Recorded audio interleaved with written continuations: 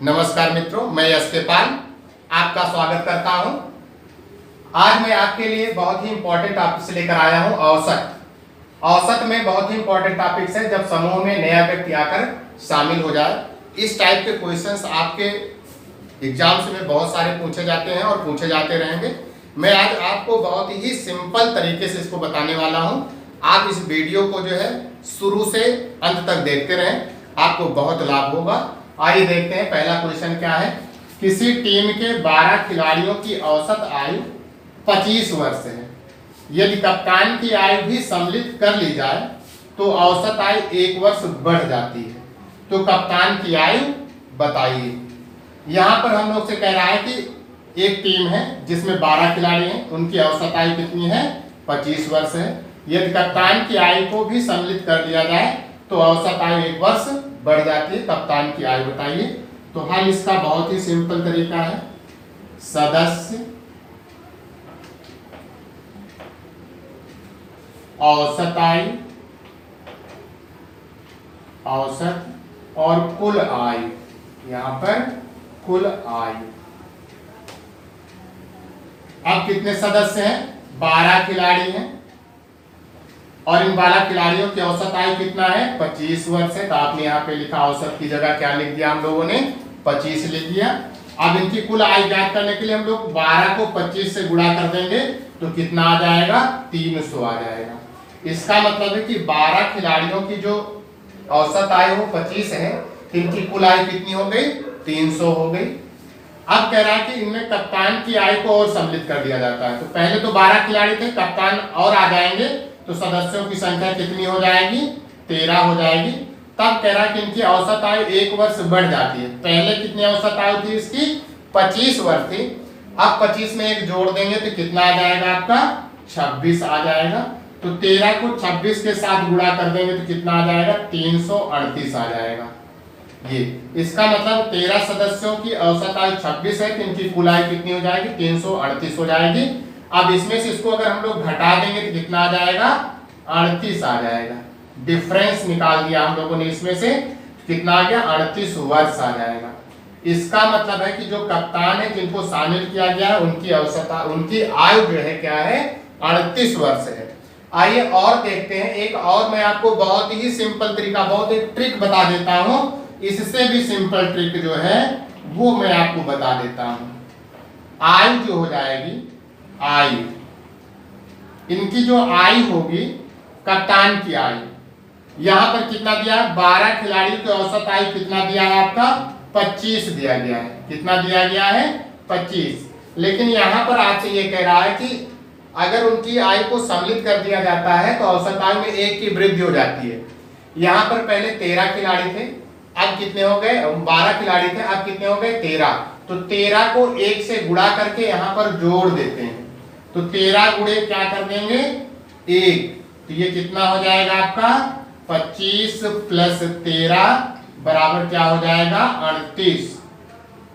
इस प्रकार से हम लोग इसको बहुत ही सिंपल तरीके से लगा सकते हैं। एक बार फिर से देखिए, आयु ज्ञात करने के लिए आपको करना क्या है कि जो औसत आयु दी गई है उसको लिख लीजिए। उसके बाद जो जितना इनकी औसत आयु बढ़ रही है उससे हम लोग जो है इनके खिलाड़ियों की संख्या से गुणा करके अगर औसत आयु में जोड़ देंगे तो हमको उनकी आयु मिल जाएगी जो यहाँ पर सम्मिलित हो रहे हैं। इस प्रकार से हम लोग ने देखा कि पहले इनकी औसत आयु कितनी थी? 25 वर्ष थी। लेकिन एक को और शामिल किया गया, किसको? कप्तान को। कप्तान को जब शामिल कर लिया गया तो खिलाड़ियों की संख्या 13 हो गई और औसत आयु में कितने की वृद्धि हो रही है? 1 की। तो 13 गुणे 1 कर देंगे और इनको जोड़ देंगे, कितना आ जाएगा? 38 वर्ष। इसका मतलब है कि कप्तान की जो आयु है वो 38 वर्ष। आइए उसी टाइप का एक दूसरा क्वेश्चन देखते हैं जिससे आपको और अच्छे से समझ में आ जाए। क्वेश्चन ये है कि एक स्कूल के 6 कर्मचारियों की औसत आयु 37 वर्ष है। एक नया कर्मचारी नियुक्त हो जाने पर औसत आयु 2 वर्ष कम हो जाती है। तो नए कर्मचारी की आयु बताइए। तो यहाँ पर भी हम लोग को दे रखा है, बहुत ही सिंपल तरीका इसको हल करने का है। सदस्य, औसत आयु कितना है वो हम लोग को देख लेना है, कुल आयु कितना है वो हम लोग को दिखाना है। तो अब क्या कह रहा है आपसे कि स्कूल में कितने कर्मचारी हैं? 6 कर्मचारी हैं। तो यहाँ पर सदस्य की जगह 6 हो जाएगा। इनकी औसत आयु कितनी दिया गया है? 37 वर्ष दिया गया है।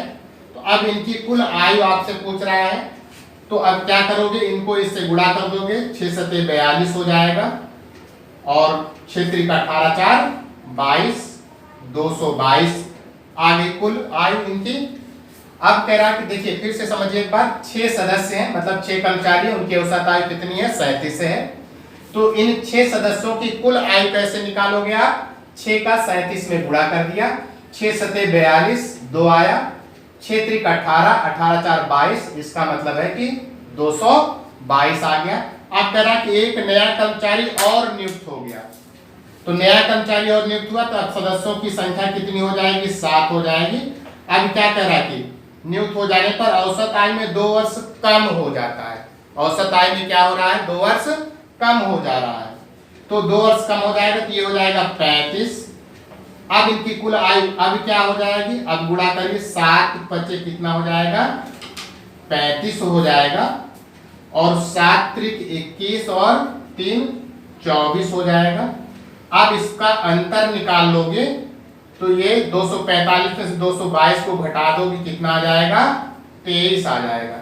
इसका मतलब है कि जो आपका नया कर्मचारी नियुक्त हुआ है उसकी आयु कितना आ जाएगी? आपका आंसर 23 वर्ष होगी। जो नया कर्मचारी नियुक्त हुआ उसकी आयु क्या है? 23 वर्ष है। आइए अब आपको ट्रिक के द्वारा बताते हैं। जो हम लोग ट्रिक लगाते आ रहे हैं क्या है? अब हम लोग के नए कर्मचारी की आयु, नए कर्मचारी की जो है आयु कैसे निकालेंगे ये चीज हम लोग को देखना है। कर्मचारी की आयु बहुत ध्यान से समझिएगा। हमने बताया कि आप पुराने औसत को उसी तरह से लिख लीजिए। कितना है? 37 है। कितना है? 37 है। नए कर्मचारी की आयु चाहिए। आपको करना क्या है? अगर अब यहाँ पे कह रहा कि एक कर्मचारी नियुक्त हो गया, इसका मतलब कर्मचारियों की संख्या कितनी हो गई? 7 अब हो गई। तो अब कह रहा कि औसत आयु में 2 वर्ष की कमी हो जाती है। तो आपको कुछ नहीं करना है, कर्मचारियों की संख्या में जो है उसका औसत आयु जो बढ़ रहा है या कम हो रहा है उनमें गुणा कर दीजिए। अगर कम हो रहा है तो और पुराने औसत आयु में से उसको घटा दीजिए।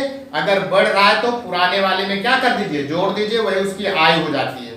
यहाँ पर कम हो रहा है तो 7 दूनी कितना हो जाएगा? 14। 2 गुणे कितना करोगे? 7। यहाँ पर हो जाएगा आपका 37 माइनस 14, गुणा इसमें से घटा दोगे कितना आ जाएगा? 23 वर्ष। ये आपका आंसर बहुत ही शार्ट तरीके से एक बार फिर से देखिए। नए कर्मचारी की आयु ज्ञात करने के लिए क्या करना है आपको? पुराना औसत तो आपने लिख लिया, कम करने के लिए कहता है तो यहाँ पर माइनस का साइन लगाइए।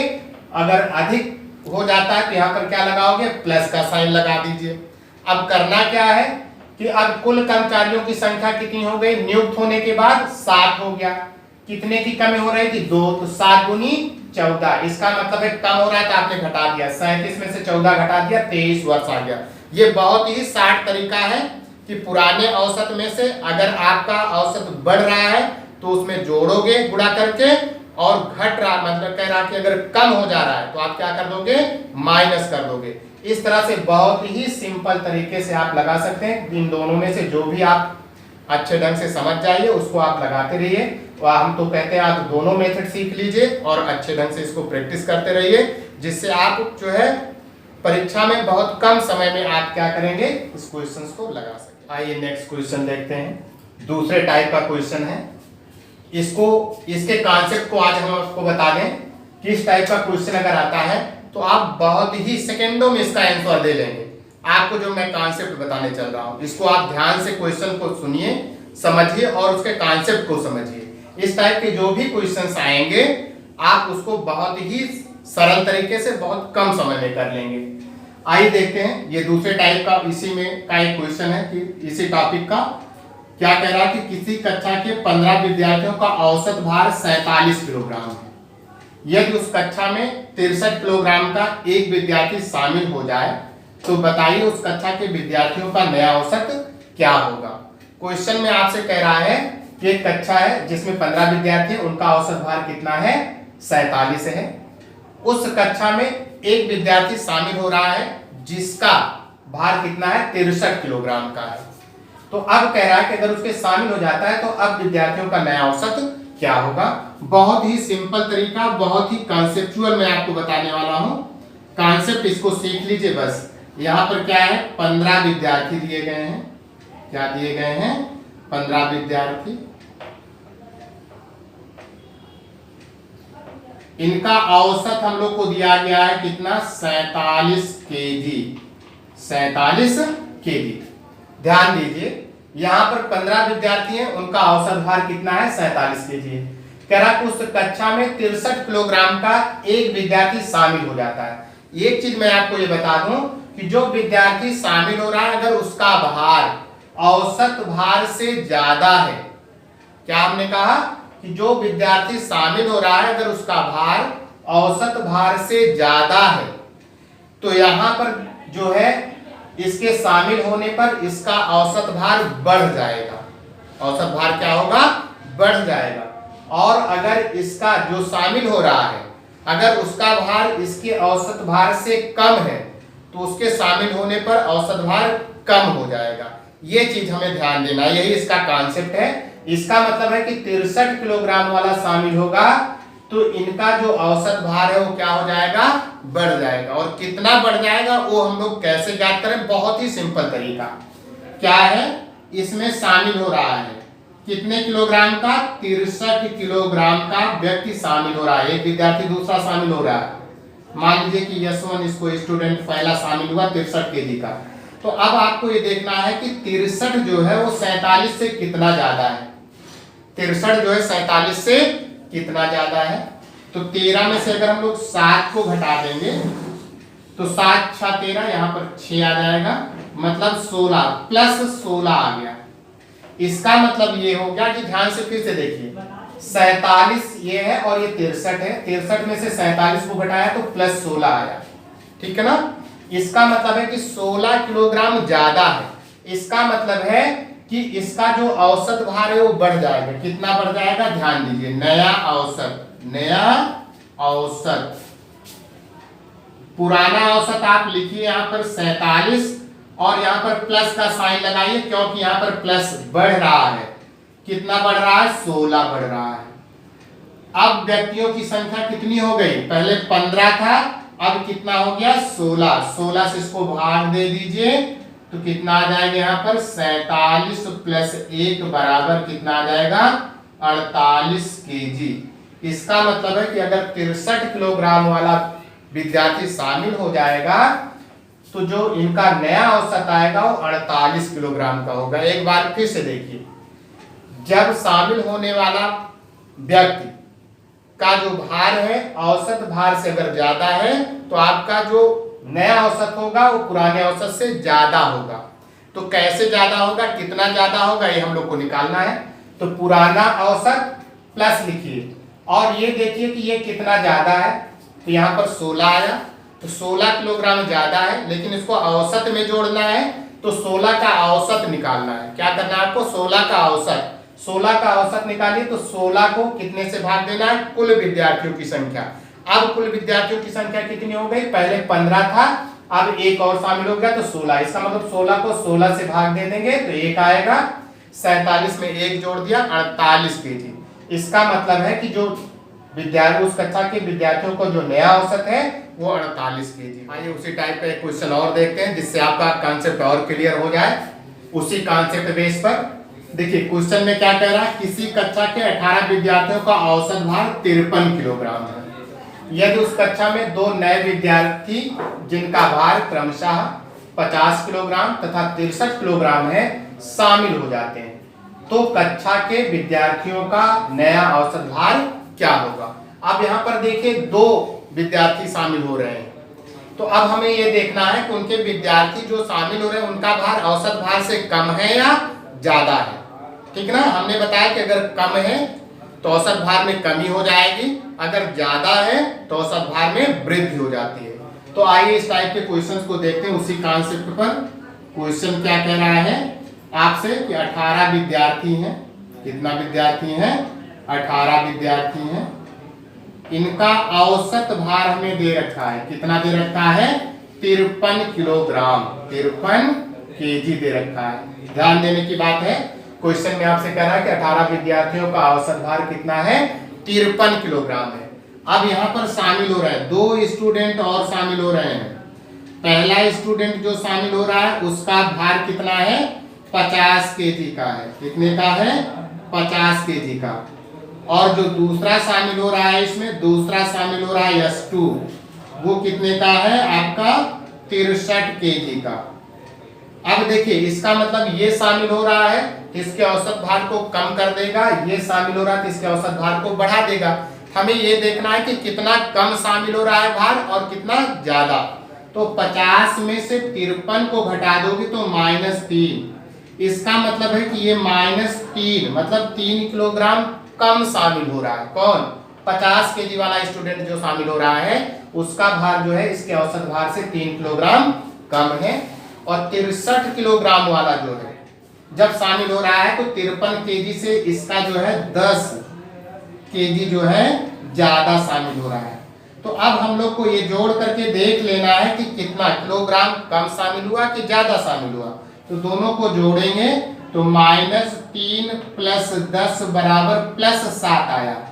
इसका मतलब है कि औसत भार से जो है +7 केजी जो है ज्यादा शामिल हो रहा है। इसका मतलब कि औसत भार में वृद्धि हो जाएगी। तो नया औसत भार जो हो जाएगा बहुत ही सिंपल है, नया औसत भार, नया औसत भार क्या होगा? पुराना औसत भार आपका कितना है? 53 का है। ठीक है। अब देखिए ध्यान दीजिए, यहाँ पर 7 केजी ज्यादा सम्मिलित हुआ औसत भार से, तो अभी 7 का औसत भार इसमें जोड़ना है। तो यहाँ पर 7 लिखोगे अपान, अब औसत भार कितना, कैसे, कितने से डिवाइड करना है? 18 से नहीं, 2 लोग और शामिल हो गए तो 18 2 20, इसको 20 से भाग दे के इसमें जोड़ देंगे, जो आएगा वही नया औसत हो जाएगा। तो अब आपको क्या लिखना है? 53 हो जाएगा, इसको भाग दोगे तो +0.35 हो जाएगा। ये बन जाएगा आपका 53.35 केजी। इसका मतलब है कि उस कक्षा का जो नया औसत भार होगा वो 53.35 केजी का होगा। एक बार फिर से देखिए, क्वेश्चन में हम लोग को दिया था कि 18 विद्यार्थियों का औसत भार कितना है? 53 है। हमें ये देखना है कि जो व्यक्ति शामिल हो रहे हैं, जो विद्यार्थी शामिल हो रहे हैं, जो व्यक्ति शामिल हो रहे हैं, उनका जो भार है औसत भार से कितना कम है और कितना ज्यादा है।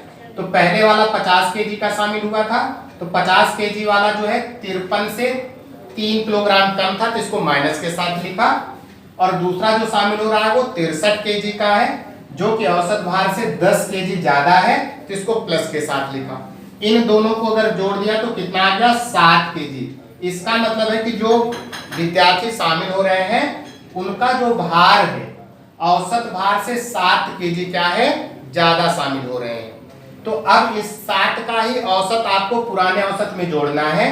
तो नया औसत क्या हो जाएगा? 53 प्लस 7 को किससे भाग देना है आपको? 20 से। 20 से क्यों?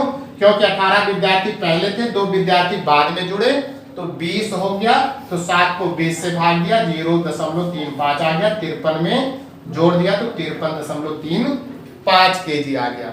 इस प्रकार से बहुत ही सिंपल तरीके से आप इसको लगा सकते हैं। कॉन्सेप्ट बेस्ड कोई फार्मूला आपको याद रखने की जरूरत नहीं है।